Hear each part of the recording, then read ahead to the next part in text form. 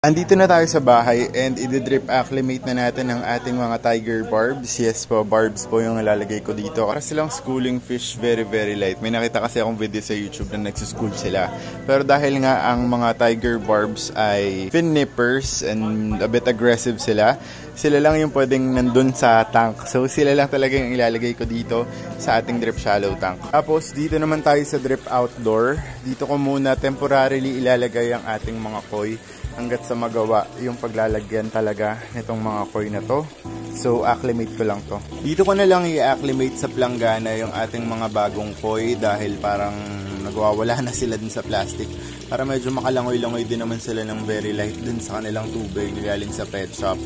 So hahayaan lang natin to for 45 minutes. Sobrang nagustuhan ko yung mga kulay na napili ko. Ayan, meron ako ditong parang medyo goldish yung tone niya. Meron ditong parang platinum na parang white na gold. Ito naman parang walang kaliskis. Meron akong kinuhang parang orange and black.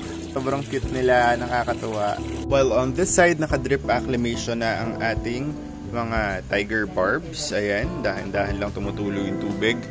Iwan ko lang yan, tapos dito natin sila ilalagay sa ating sobrang pasabog na drip shallow tank. Now, it's about time na ilipat ko na ang aking mga bagong koi dito sa kanilang temporary home. Ito yung ating temporary goldfish box habang hindi pa gawa yung ating mismong goldfish box. Na temporary pa rin naman, hindi pa rin ito yung final nilang kakalagyan. So, iisa-isahin ko na lang to. Simulan na natin dito sa malaking ito. Nakalimutan ko lang yung mga pangalan nila ulit kanina. So, ayan na siya. Isa. Meron pa tayong 7 dito. Ito na yung pangalawa. Ayan. Ay, ang ganda nila. Oh, hala. Sobrang ganda. Grabe. Kunin na natin yung mahuhuli natin. Itong malaki. Sana mahuli ko. Ay, ang ganda ng kulay niya. Ayan na yung ating mga koi. Naglalanguyan na sila. Ayan. Dami na nila.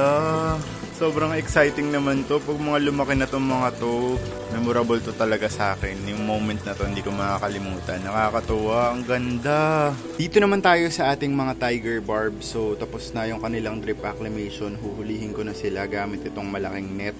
Di natin isasama yung tubig ng pet shop. Kaangat ko lang dito sa ating drip shallow tank. So, ayan, papakawalan na natin ang ating mga tiger barbs. Di pa ito lahat, medyo mapusyaw yung kulay nila. Siguro na stress pa sila dun sa biyahe and all that. And I hope na makarecover sila agad. Uy, schooling talaga sila. Ayun o.